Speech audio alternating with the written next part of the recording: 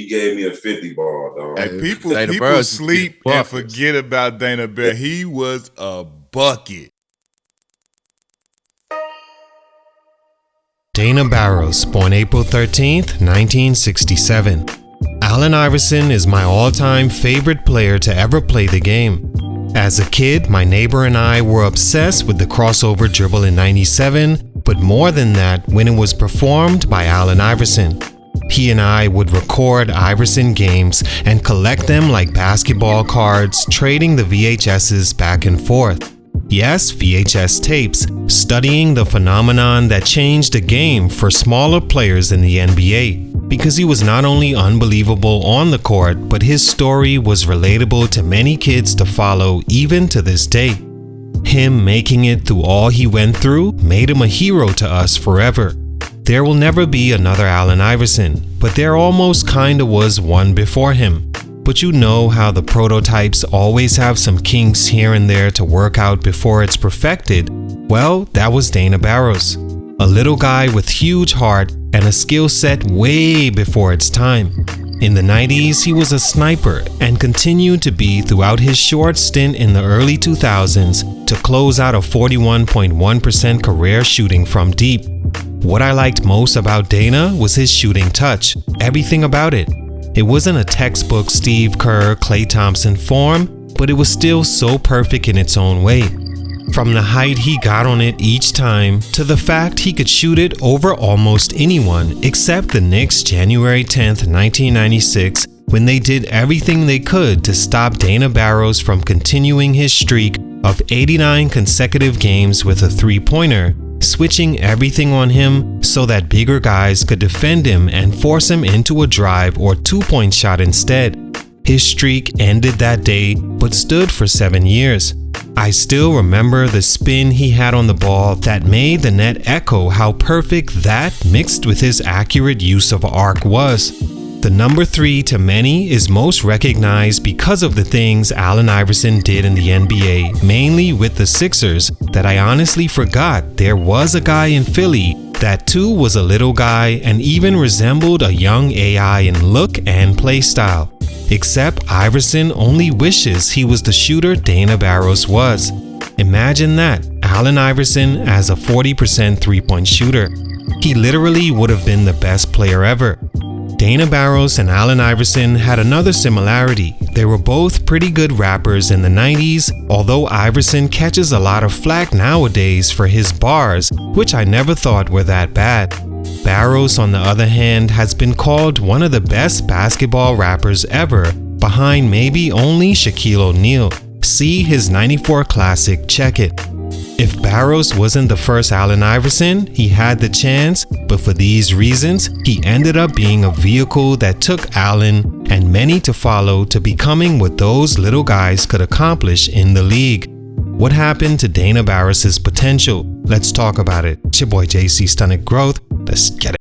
Take a minute to like, subscribe, and comment on who I should do next. Dana Barros was a 5'11" point guard from Boston, Massachusetts that starred for Xaverian Brothers High School before attending Boston College, where he became an absolute scoring machine. In '86-'87, his sophomore year, when the three-point shot started to be recorded, Barros instantly became the 40% king. He's among a short player list that shot at least 40% from three in college and the NBA for their careers. He improved in scoring each season as a Golden Eagle, shooting 45% as a junior, attempting over 7 a game, and 42% his senior year, attempting 9 each outing. He led the Big East in scoring twice as a junior and senior, one of only 2 to do so when he graduated. He made the number 3 famous in college, and I'm sure was an early inspiration to Allen Iverson. He was taken 16th overall by the Seattle Supersonics to back up Gary Payton. Stunt number 1, way before his time. He was so nasty at splitting the pick and roll, dog. It wasn't nothing you can do as a guard. Even Dana Barros would agree that his game and main skill set of deep shooting was much before its time and would have been much more successful in an era beyond 2009. First off, Dana Barros was listed at 5'11", but probably a bit shorter, although small point guards weren't necessarily rare. But his game style definitely was. Dana Barros, as his best self, was a flat-out scorer. He was one of the fastest players in the league, once running a 4.3 40 and had a 40-inch vertical. Other than Muggsy Bogues, Barros could beat anyone up the floor. But his most outstanding attribute was, of course, his three-point shooting. One of the first guards I saw have a 2-on-whatever fast break advantage and run full speed, stopping on a dime to pull up for 3 in the league. Of course, they usually went swish.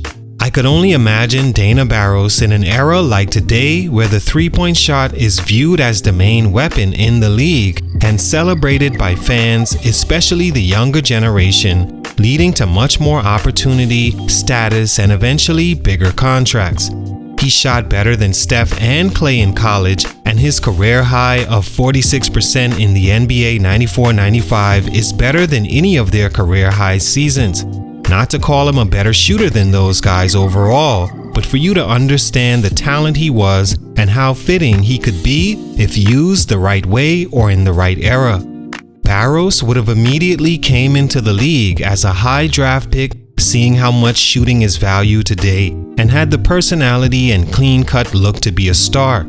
The point guard position also slowly became the most important position in today's game. Even better if the point guard was athletically gifted. Barros was clean-cut, could shoot, and the fastest guard in the league for a while. He shot 40% from 3 8 of his 14 NBA seasons, and in his prime, 7 seasons in a row of at least 40%. Back in his day, he was considered a huge disadvantage to have on the floor on defense and highly criticized for his poor deep shooting decisions. It led to many backup roles and never finding the right fit in the league in time to capitalize on his prime years.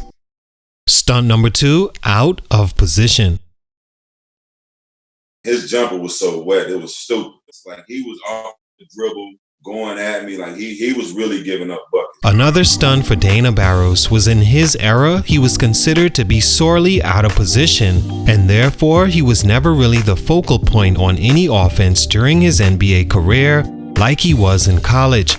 This is why he found it hard to find the right opportunity outside his 2 years with the 76ers, 94-95, him being an all-star for the first and last time.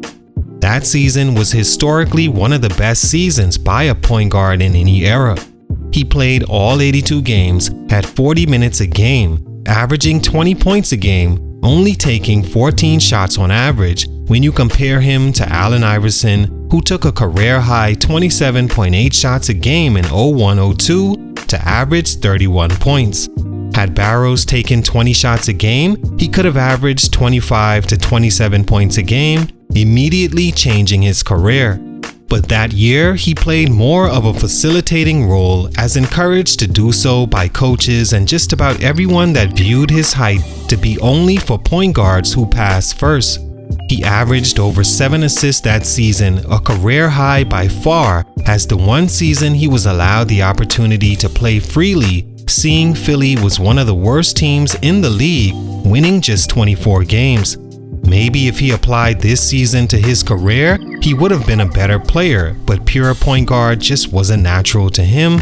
Not to mention, he never got a 40 minutes a game opportunity again to show otherwise, because at the time, he wasn't considered a high commodity as a shoot-first 5'11" guy.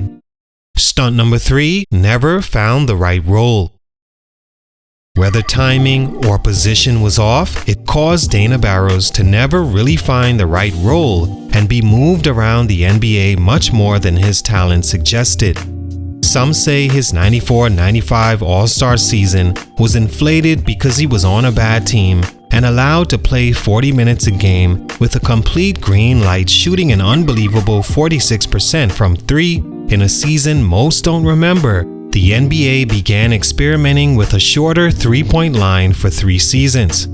From 23 feet 9 inches to 22 feet, the original corner distance all the way around the basket. But more than that, his era and his play style that led execs to see him as out of position led to him never finding the right role on a contending team that believed in his game. Sometimes in basketball, that's just the way it is. All in all, Dana Barros was and is historically one of the greatest shooters that never gets the credit he deserves. He was a good player we got to see stuck in the wrong time, like putting Steph Curry in the rough hand-checking 90s or early 80s with no three-point line. He had a solid career that ended in his hometown with the Celtics as a player for one game and assistant coach before moving into coaching, media, and business after basketball.